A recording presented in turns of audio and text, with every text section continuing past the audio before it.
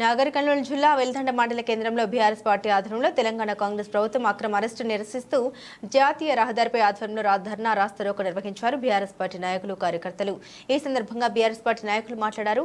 ఎక్కడ వేసిన గొంగలి అక్కడే ఉంది అనే విధంగా కాంగ్రెస్ పాలన ఉందని, ప్రజల కోసం పాటుపడిన పార్టీ బీఆర్ఎస్ పార్టీ అని, కాంగ్రెస్ పార్టీ తెలంగాణలో అధికారులకు వచ్చి 9 నెలలు గడుస్తున్నా రేవంత్ రెడ్డి సర్కార్ ఎన్నికల్లో ఇచ్చిన హామీలు నెరవేర్చకుండా, రైతు బంధు రైతులకు ఇవ్వకుండా, రుణమాఫీ పూర్తి చేయకుండా, మహాలక్ష్మి పేరుతో మహిళలకి 2,500 రూపాయలు, కళ్యాణ్ లక్ష్మి, షాదీ ముబారక్ తో పాటుగా తులం బంగారం ఇవ్వకుండా, నిరుద్యోగ యువతకు నిరుద్యోగులు మోసం చేస్తూ, పాడి రైతులకు పాల బిల్లు ఇవ్వకుండా రైతులను చాలా ఇబ్బంది పెడుతున్నారు.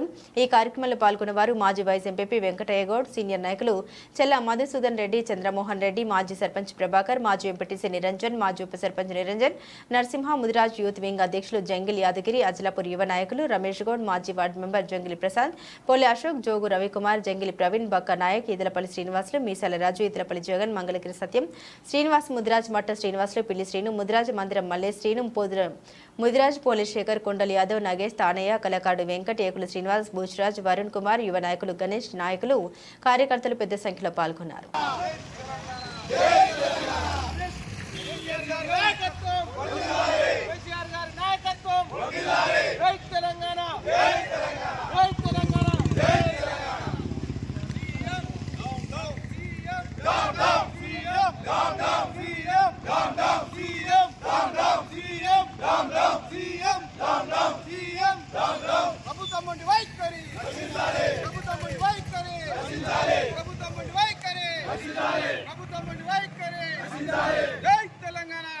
వచ్చి 10 నెలలు అవుతుంది.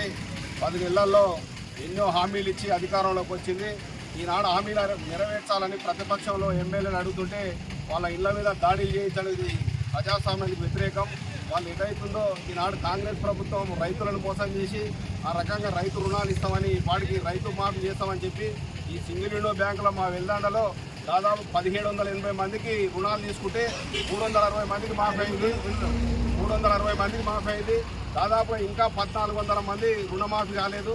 ఆ రుణమాఫీ పేర్లు వీళ్ళేదో ఆ రకంగా టెక్నికల్గా వాళ్ళందరినీ ఇబ్బంది పెట్టుకుంటా ఈ రైతులు ఏమైతే మొత్తం ఈ రోడ్డు మీదకి వస్తారని ప్రభుత్వం బదనామవుతుందనే ఉద్దేశంతో ఈ కాంగ్రెస్ గవర్నమెంట్ ఉత్తనే ఎమ్మెల్యేలను ఉసుకొల్పి ఏదో ఒక లొల్లి సృష్టించి ప్రతిపక్ష ఎమ్మెల్యేలని హౌస్ అరెస్టులు చేసి వాళ్ళని మొత్తం ఈ రాష్ట్రం అంతా ఇక్కడ తిప్పి అక్కడ తిప్పి నానా రకంగా చేస్తుంది. అది ప్రజాస్వామ్యానికి మంచి పద్ధతి కాదు. ఇలా అధికారం అనేది ఎవరికి శాశ్వతం కాదు. ఈరోజు 10 సంవత్సరాలు కేసీఆర్ ఉన్నారు. మీరు ఇప్పుడు నిన్నమని వచ్చారు. మీరు ఏదో ప్రతీకారం తీసుకోవాలనుకుంటే దానికి అంతకు 2 అంతలు మళ్ళీ మేము తీసుకోవాల్సి వస్తుంది. దయచేసి అట్లా కాకుండా ప్రజాస్వామిక బద్ధంగా ఏదైతుందో మీ రాహుల్ గాంధీ గారు ప్రజాస్వామ్యాన్ని రక్షించమని పార్లమెంట్లో ప్రజాస్వామ్యాన్ని పట్టుకొని కాపాడమంటారు. మరి ప్రజాస్వామ్యాన్ని ఈ రాజ్యాంగం రచించిన రాజ్యాంగాన్ని కాపాడమని బీజేపీలో ఉపయోగించడం కాదు. మీరు ఈ తెలంగాణ రాష్ట్రంలో రాజ్యాంగాన్ని కాపాడరు. మీరు ఎందుకంటే ఇప్పుడు కేంద్ర మిమ్మల్ని కాంగ్రెస్ అధిష్టానం మిమ్మల్ని సీఎంగా నియమించింది. మీ స్వతంత్రంగా పార్టీ పెట్టలేదు. మీ రాజ్యాంగం కొత్తగా పెట్టకుండా ఏదైతుందో రాహుల్ గాంధీ గారు ఏదైతే చెప్తారో దాన్ని కూడా మీరు తెలంగాణ ఇంప్లిమెంట్ చేయాలని మేము కోరుకుంటున్నాం. మీరు ఇదే రకంగా చేస్తే మేము కూడా తిరిగి దాడులు చేయాల్సి వస్తుంది.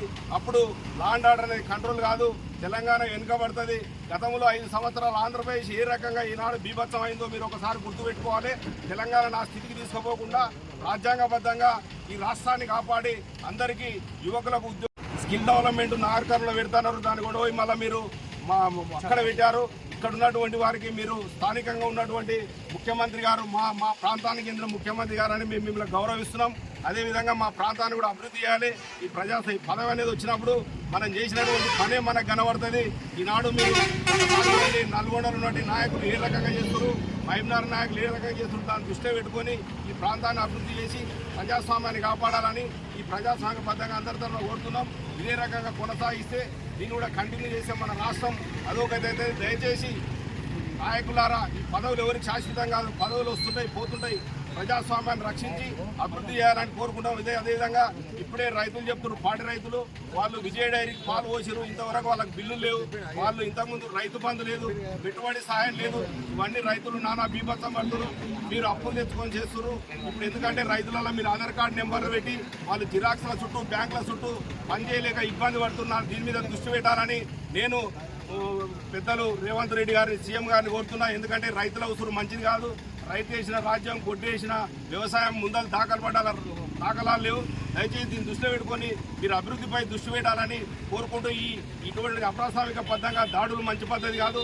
దాడులు చేయడం అనేది మన సంస్కృతి కాదు. దయచేసి అవి బంద్ చేయాలని ఈ సభాముఖంగా మిమ్మల్ని కోరుకుంటూ జై తెలంగాణ, జై తెలంగాణ, జై తెలంగాణ.